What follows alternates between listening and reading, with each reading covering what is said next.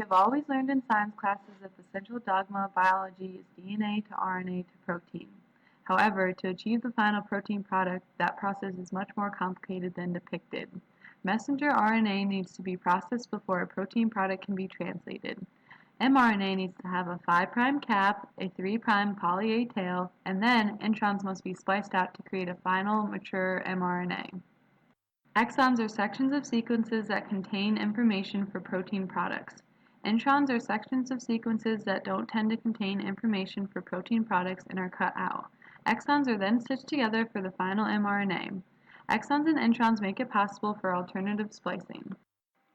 Alternative splicing is the process of creating different protein products from one single mRNA. Different products have different functions. As seen, all three products will end up in different locations of the cell.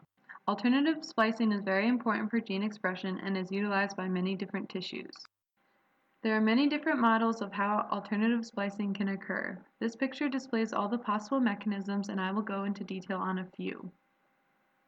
Model 1, mutually exclusive exons. Only one of the two exons will be in the final mRNA, but not both. In this example, it is either the orange or the green exon.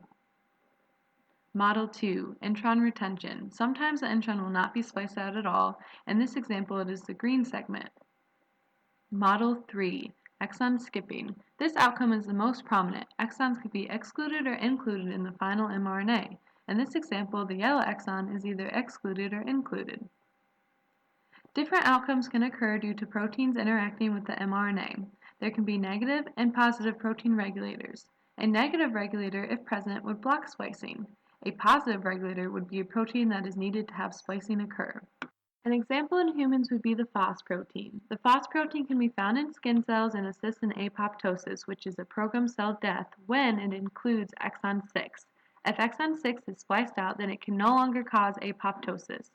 The spliced form of FOS without exon 6 can be found in some skin cancers. Alternative splicing is important for the expression of many different proteins. The FOS example and its possible link to skin cancer, however, can show that if alternative splicing, when misregulated, can lead to problems. Alternative splicing is an important topic of study because if understood fully, some of those cancers and diseases can be resolved with treatments. Treatments could include preventing the non-functional protein from being spliced and increasing levels of functional protein.